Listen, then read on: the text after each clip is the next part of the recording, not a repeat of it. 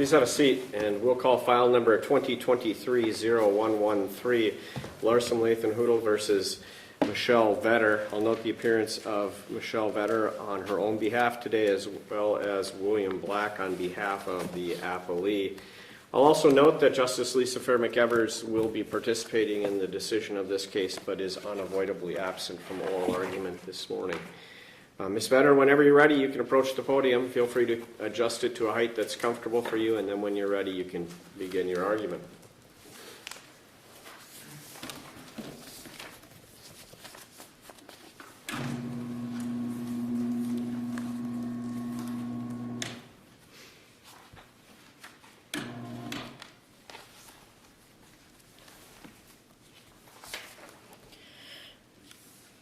May it please the court, my name is Michelle Vetter, and I'm representing myself in this matter. I'm sorry for my voice. I caught a cold, and so if you can't understand something, please tell me.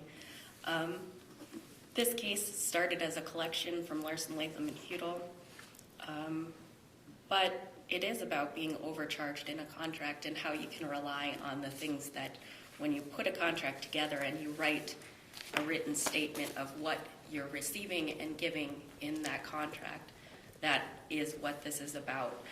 I had entered into a contract with Larson, Latham, and Huettl to, when I called, I was very clear that I had wanted an interim order filed by July 6th of that year. It was the 23rd of June.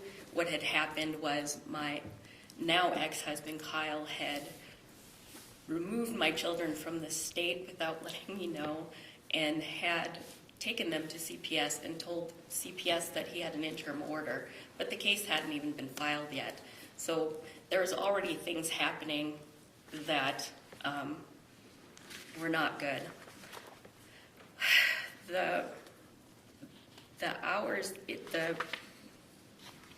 I feel that the decision should be reversed and remanded because it was overcharged. Ms. Vetter, let me stop you there. This was started in small claims court, is that right? It did. And did you raise this discrepancy between the $180 and the $200 billable rate in the small claims court? Unfortunately, I didn't know. They gave their billing statement after court ended. So I asked for everything in my case, and unfortunately... And you removed it to district court, right? I did remove it to district. So at district. what point was the first point you raised this issue about the discrepancy in the billable rate? After court, Larson, Latham, and Huettl gave the itemized billing transaction sheet, which showed that they charged $100 or $200 an hour from the beginning of the entire contract. So that was the first time I was made aware of this. In the meantime, during... Wait, Ms. Huettl, just explain. You say after court, and I remember it in the brief, but remind me what you mean by after court. Is that after the court one that you didn't appear at?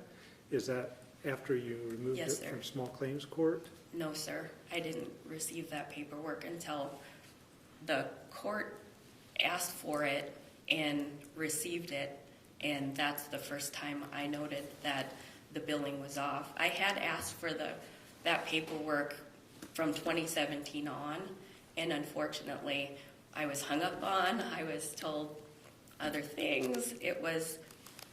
They didn't want to show me their books, and now I can understand why not, because their bookkeeper actually was just arrested, tried for theft by taking, and was convicted. So I can understand if you're the bookkeeper and you don't want to show me your books, there's something going on here. And the billings that I was receiving actually just said, working on this, and it would put a dollar amount. It didn't have any way for me to find out what I was being charged. And should you have to, because... Did you submit those bills to the court at any time? Yes, sir. But you weren't at the hearing or the trial, so when did you submit them to the court? I submitted the billing statements early on. Let me look at my Register of Actions. It was at...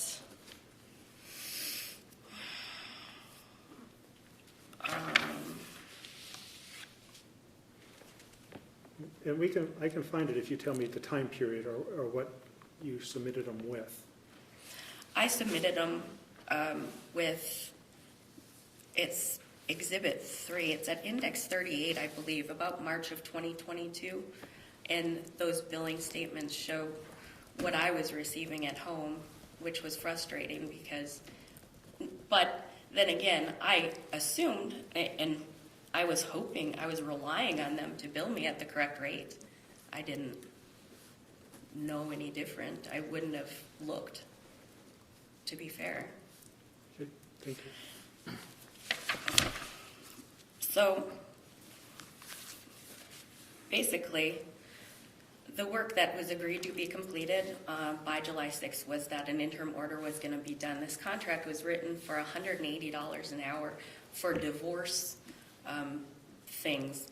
And when I was meeting with Miss Welder, it was Miss Brossard at the time, she stated that, you know, interim orders are part of divorce, and so yes, we can absolutely get this done by July 6th. There's no problem here, so I signed the contract for $180. I need to stop you again, because I need to make sure, you didn't show up at the trial or the hearing, and so we can only consider what's in the record.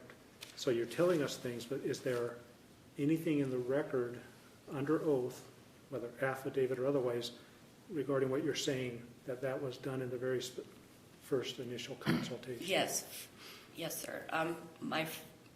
From my first affidavit all the way through, I state the same thing over and over and over again, and it is that, specifically that I requested an interim order, it wasn't done, and even in their initial filings into small claim court, they claimed that they did, all the work was completed, and that just simply isn't true.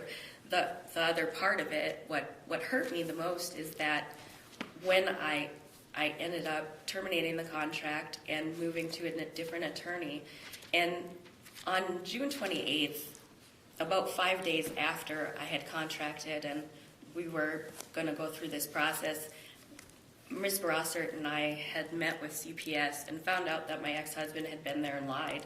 So to me, it was pretty simple that you could easily write an interim order request to the court and say, hey, he's simply lying, he's going about town, and he took my kids there with him, and basically stated he had an interim order and he had control of the kids. That it was a problem, and that was foreshadowing over what's going to come next, because this divorce ended up costing me over $200,000 because I had to fight false charges of child abuse that are completely fabricated. And I mean, he started it out by taking my kids there and telling them that the court gave him full custody and I don't have any access. So Ms. Brossart was there and heard it. Those notes were never forwarded to my attorney, my next attorney. No partially finished paperwork was ever forwarded. When he did call and ask for those things, nothing was forwarded. And Ms. Vetter, let me stop you there again. I don't know if you're familiar with the term standard of review. We have to take issue. We aren't allowed to take evidence and Sure. retry the case here. So which errors are you claiming the district court committed, and what's our standard of review on those issues? I'm sorry, my throat's real dry. I'm going to try to answer you. What the error is the contract. A party can't unilaterally change a contract without the consent of the other party. The contract was changed immediately. It was written, and then it was charged at a rate different than what it was written. Okay, and so when did the district court rule on that issue? That was after October 17th of 2022. After the trial? Yes, sir. On your motion for relief from judgment or Yes. reconsideration or whatever that you called it? Yes, sir. Okay, was that the first time the district court addressed that issue? Well, we didn't know about it until then. Okay. So that's why I asked for the reconsideration, because it just seemed off. And if you multiply it out, I paid a $6,000 retainer at $180 an hour, which is approximately 33 hours. which is $600 and some dollars. When you first raise an issue after the trial, we review that decision on that motion for abuse of discretion. Can you tell us how the court abused its discretion in declining to reopen its judgment at that point?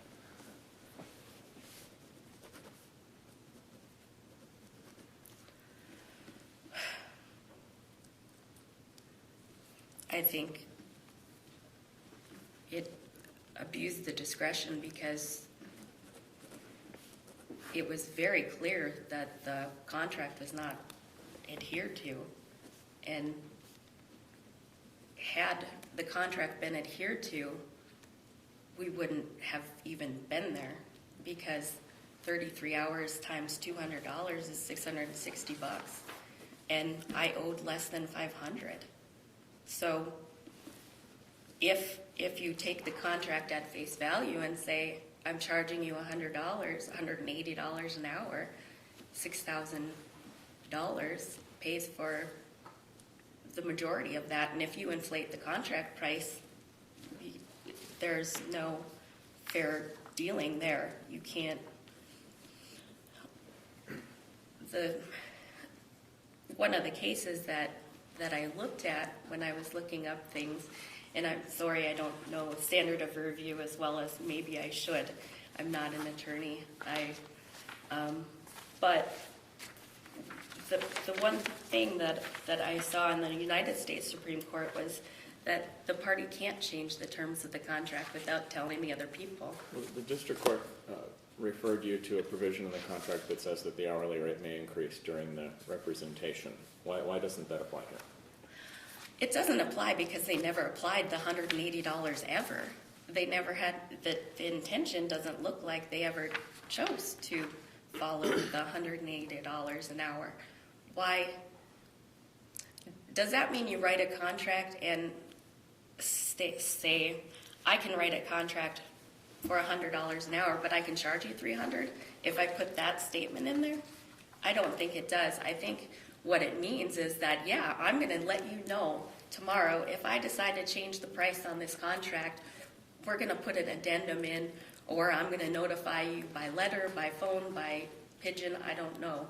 And that is going to be what the new contract price is. For example, in one of the hearings, Mr. Black actually said, my price is going up $15 an hour. I'm letting the court know. That never happened in my case. I didn't find out until after court 5 years later. So, and I requested those documents. I asked to see the books because I felt that it was overcharged.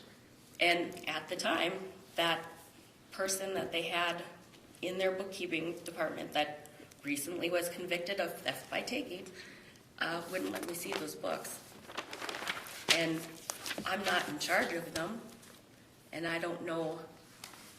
All I had was this, and if I tried to make it right, I said, if you can show me this, I will gladly pay you. But that didn't occur. And it took until they decided to try to recover the overinflated contract price. Ms. Vetter, I've got a little bit different question. I'm looking at your notice of appeal, and it says that you were appealing to the North Dakota Supreme Court from the judgment, final judgment or order entered on 2/22/23. When I looked in the papers, I see a notice of entry of order that was served on you by Mr. Black on that date, and that refers to the order denying the motion for reconsideration that was entered on February 21st. Was it your intention to appeal from the order denying reconsideration? I think it was the whole thing. It was both the reconsideration, but also the entire judgment, because I feel the judgment was wrong in the fact that the contract wasn't followed. Okay. What, I don't recall seeing it. Was there just one notice of appeal filed? Just this one on April 24th of 2023? I had done some things incorrectly, and they gave me an extension to file it again, so I may have erred Okay. in I'll look that. at I the may docket. have. Thank you. Just wanted to make sure we're on the same page. Sure. And yes, I do feel that should be looked at because we didn't get that information until late in the game. And unfortunately, at that point, it's harder when you don't know what you're fighting against. But to go back, let's see.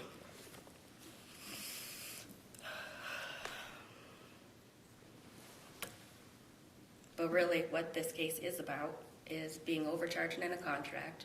If the correct amount had been charged, I would have been under the limit of the amount that I had put down initially, and there wouldn't have been a case to be had because it would have all been paid.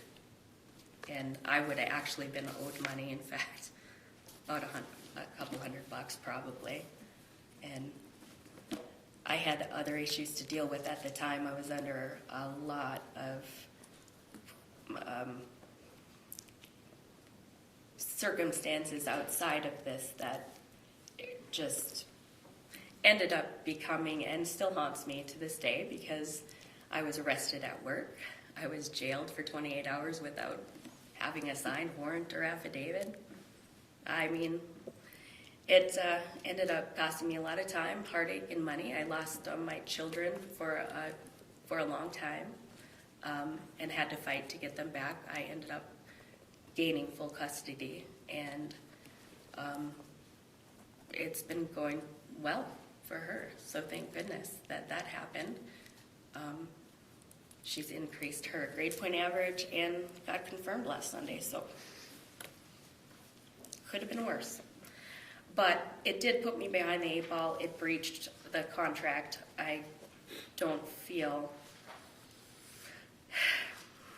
Basic contract law says you can't change the terms. You abide by the contract or you addend it. That's what many companies, if you're looking at home building or anything else, you know, the basic tenets of the contract are the meeting of the minds, and that's what you decide. That's how you decide if you're going to sign. And if they overcharge you at some point and they don't correct it, like even after being asked, like how much, what's here, and then it's actually, in fact, the billings were submitted, and it does show that they never charged $180 throughout the course of the employment that I sought out in order to protect my family and preserve the relationships within it. And had that have been done, what happened after the interim order that was actually filed, ironically, got lost in the clerk of court's office. So I ended up filing it twice. And what happened was all of the drama died down. It just ended it. And that's what I wanted at this early date, because I knew what was coming, because he had already tried it before. And when I introduced those things to Ms. Brossert, she said, yes, we can get this done right away. Time was of the essence. It was needing to be done so quickly. And that's what, you know, the overcharging and the not doing the work that was requested at the time frame that we had agreed upon is a problem. And I think any contract that you enter into, you should be able to trust that that's what's happening. It's, you know, whose duty of care is it to take care of that money? As if someone who takes the money and has control of the bookkeeping system, I believe that would be on Larson, Latham, and Huettl, I think that's how you say it, to do so. And unfortunately, that didn't occur. I was not sent a notice for court. That's why I was not there. Like I said, in my interim order actual hearing, it was lost. My name is actually spelled incorrectly in this case, and so I don't carry this case number with me. I work 2 jobs and I'm a single mom, so unfortunately, if you spell your name correctly, you should be able to find the case in your name. That didn't happen. I talked to several clerks to try to find it. I was actually also sent a letter from the clerk of court's office, another letter that was incorrect. It said April 12th that we had a hearing. I showed up for the said hearing. It was not that day. I sat there for 15 minutes thinking maybe I'm just early. That wasn't the case. It was on another date at another time, and I know they do form letters and stuff, so. Ms. Vetter, your initial time has expired. If you'd like to use your rebuttal time, you can, but you will be using your 10 minutes reserved for rebuttal. Yes, sir. Mr. Black, whenever you're ready, you can take the podium. Feel free to adjust that podium to a height that's comfortable for you, and then when you're ready, you can begin your argument.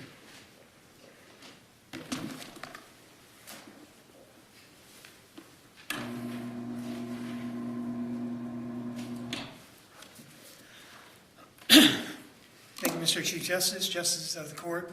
May it please the Court, my name is William Black, and I am representing Plaintiff Appellee, Larson, Latham, Huettl, which I'll refer to as LLH throughout this for ease of speaking. This case arises out of a small claims action for the recovery of fees from Michelle Vetter for legal services provided to her by LLH. Ms. Vetter and LLH entered into a fee agreement whereby the law firm agreed to represent Vetter in her divorce in exchange for Vetter paying for those services. Legal services were provided by LLH to Vetter, and she failed to pay for the fees that exceeded her initial retainer. On August 11, 2022, a trial in the matter was held. LLH appeared, and testimony from attorney Amanda Welder was taken by the court. The court also received evidence from LLH. Vetter did not appear at the trial, even though she was provided with notice of the same. At the conclusion of the trial, the court granted judgment on LLH's behalf. The court issued its findings of facts, conclusion of law, and its judgment was entered on December 9, 2022, finding in LLH's favor and dismissing Vetter's counterclaim. Vetter filed her motion for reconsideration of judgment on December 23, 2022. LLH responded and a hearing was set. Vetter and LLH both appeared at that hearing. The district court denied Vetter's motion for reconsideration, and that led to this appeal. Vetter failed to appear at the trial. Had she done so, she could have presented evidence and testimony on her behalf. She could have cross-examined the witness. She failed to do so. In her motion for reconsideration, she failed to show any grounds for a new trial under Rule 59 of the North Dakota Rules of Civil Procedure. She failed to show any grounds existed for relief from the judgment under Rule 60 of the North Dakota Rules of Civil Procedure. She now appeals the district court's judgment. However, Vetter impermissibly seeks a second bite at the apple to introduce evidence and testimony that she failed to introduce at trial. She fails to properly identify the issues before the court and the applicable rules of law. She fails to identify any permissible grounds for overturning the judgment. Indeed, she fails to show any irregularity in the proceedings of the district court, any accident or surprise that ordinary prudence could not have guarded against, any newly discovered evidence that could not have been discovered or produced at the trial. Mr. Black, let me stop you there and have you explain, because of how the testimony at trial is consistent with Exhibit 1. Because the testimony was that an agreement of $180 and that may be increased during representation, assuming you can do that without any notice to the party. But Exhibit 1 shows $200 from the day even before the contract was entered. So how is that consistent that we're charging you $180 when you're actually charging $200 from day one? Well, Welder's testimony noted that she did, that she had billed at the $180 and that it increased shortly after representation began. But it was from the day before the contract, it was billed at $200. It was never billed at $180. Unless I'm reading Exhibit 1 incorrectly. I do not have that in front of me, Your Honor, so I can't speak to that. I guess it's your exhibit. It seems like you would be familiar with it. Yes. However, again, These were issues that were raised at trial that would have been available to Vetter. Even without her there, the exhibit, unless you can explain to me how I'm reading it wrong, has $200 every time there's a billing. And how is that consistent with the testimony and with the statements in your brief that the billing was $180 initially? And when the court speaks of Exhibit 1, Trial Exhibit 1, I believe. Trial Exhibit 1 were the billing statements that were received by Ms. Vetter.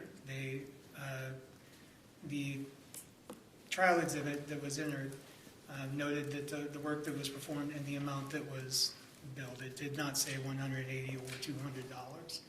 That testimony was asked for by the court and clarified by Ms. Welder at the trial.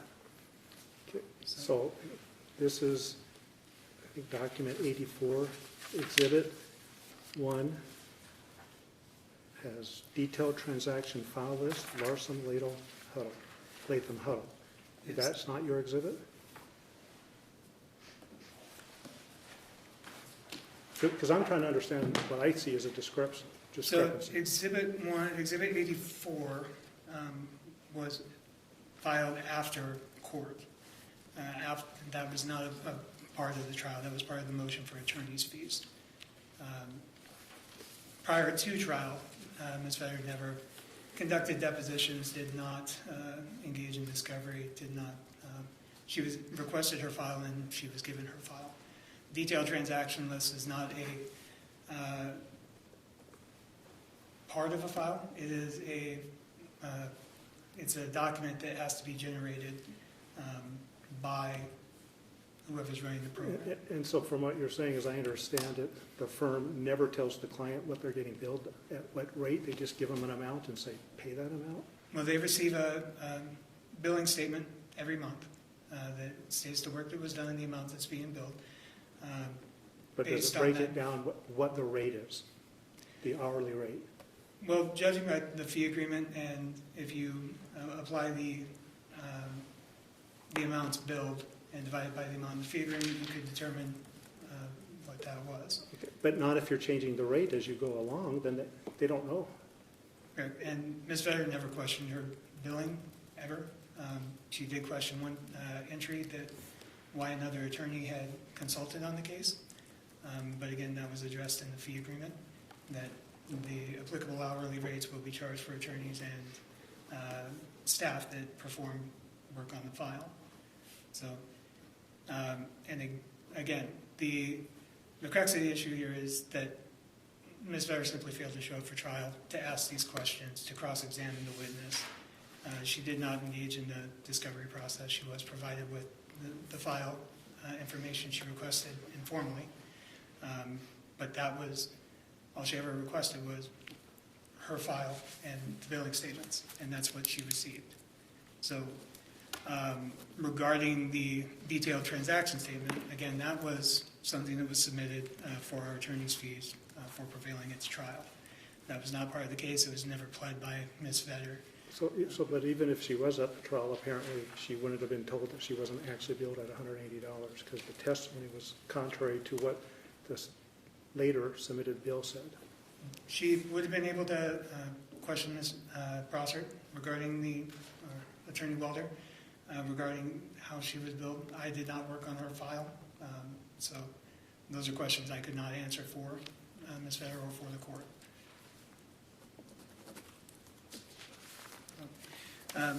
Again, Ms. Vetter now seeks to appeal the district court's judgment and is seeking to introduce the evidence and testimony. She has not identified issues or standards of review.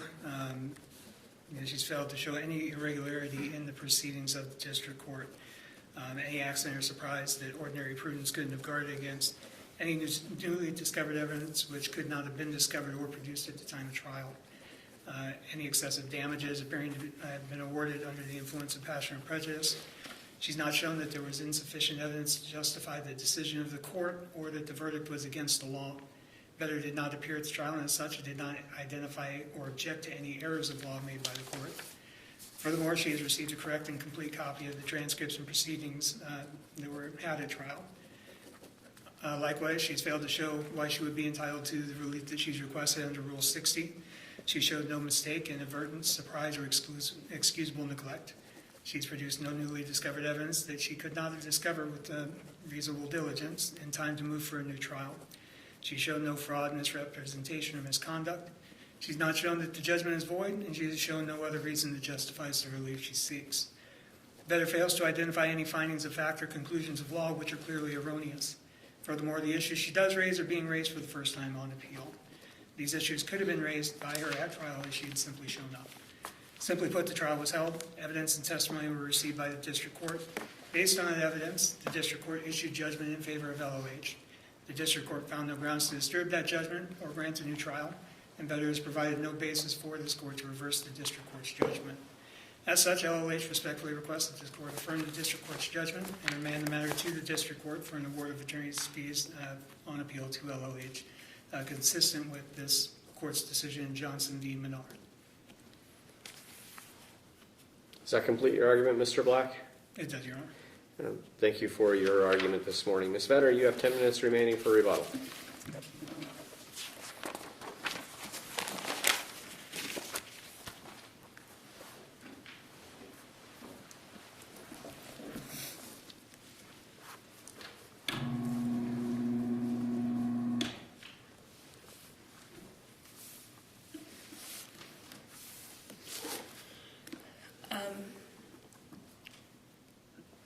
As far as the legal services provided, if you look at the record in my divorce, no paperwork was ever filed with the court.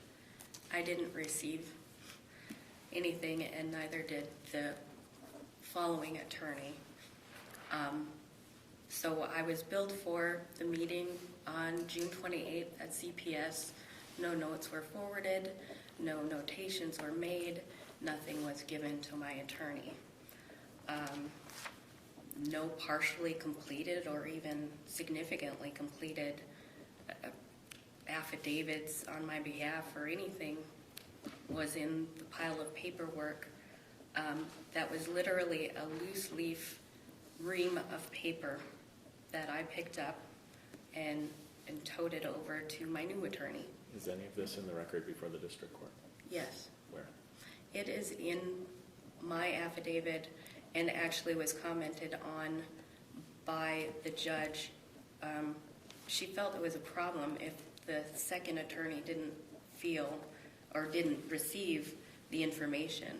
And I had also noted at the same time that a phone call, I got charged on both sides for phone calls that were made between the two. When my second attorney, Mr. Nodlin, had called Ms. Brossert and asked for information and didn't receive anything. Basically, he told me that we were starting over because there's nothing. So I ended up paying to redo the interim order that I was paying for throughout the billings. As you'll see in the submitted billings, it says interim order, working on interim order, interim order, interim order. It literally says on the 23rd of June, client asked for an interim order. The testimony at trial, to touch on that, Ms. Brossert testified that she did write a contract for $180 an hour, and then that's really was the testimony. According to the trial transcripts that I had received, she said that yes, she did write a contract for $180 an hour. I did question the billing. I talked to their bookkeeper and not Ms. Brossert. And so that's probably a problem because she wasn't, I think even at that time, according to her court trial, it looks like she was there from 2016 to 2020 and had embezzled upwards of $250,000. So her not showing me her books is something. He noted that I didn't note any errors or findings and things, and I guess what I know is that it is against the law to change a contract, to charge someone too much. Those are not things, in North Dakota law it even states that the terms of the agreement are what is to be applied.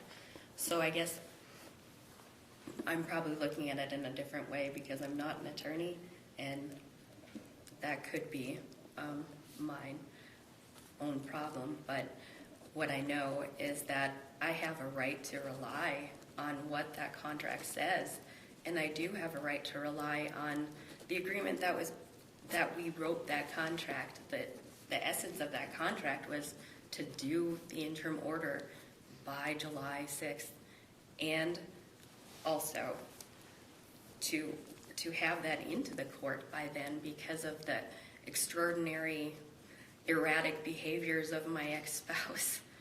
That's the unfortunate part of this is that myself and my children were harmed and damages occurred, both monetarily and things that I'll never get back. I missed my daughter's 9th birthday and Christmas that year when she was 8. She missed the first day of 4th grade because this guy was going around these agencies lying about this, and it could have been stopped.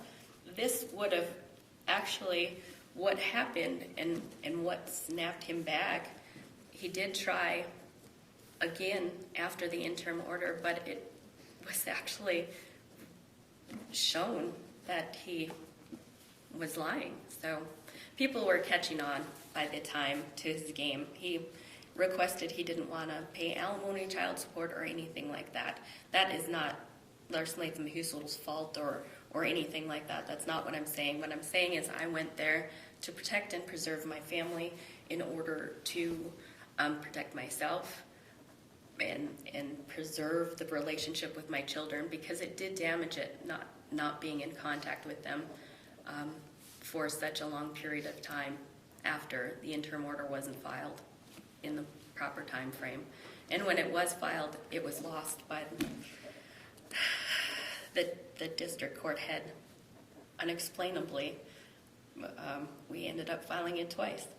So it was finally heard on March 6th of 2018, and it was found that my husband actually lied about money and hid $20,000 under the bed.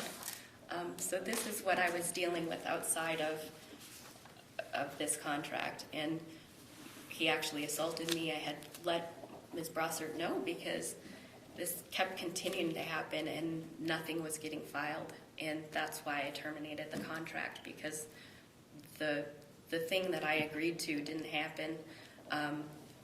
It took me a long time to find an attorney that would actually represent me. I think I ended up calling 56 attorneys. My ex-husband ended up, by the end of the day, the only time he complained to CPS was at the time of our divorce, and he went 52 times in a year and a half. And just about whatever he could think of. It should have been easy to write the interim order, and I wish I knew now what I wish I knew then what I know now, that I could have walked in and, maybe at least started the process and hired an attorney after, instead of having my husband take my children out of state without my knowledge, take them to CPS and lie and do all this crazy stuff. Divorces are hard. Family law has to be hard. I can't imagine being an attorney for some of the crazy things that happen. And in my case, it was a real circus. So on top of working 2 jobs and being the mother because my ex traveled, this is what I got. The 2 requests that I had for Larson, Latham, and Huettl is that my ex-husband reside in our second property, and the second part was to have the interim order done by July 6th, so that could be straightened out so it wouldn't harm our children. Having a minor child in the house, it was taking a toll on all of us. So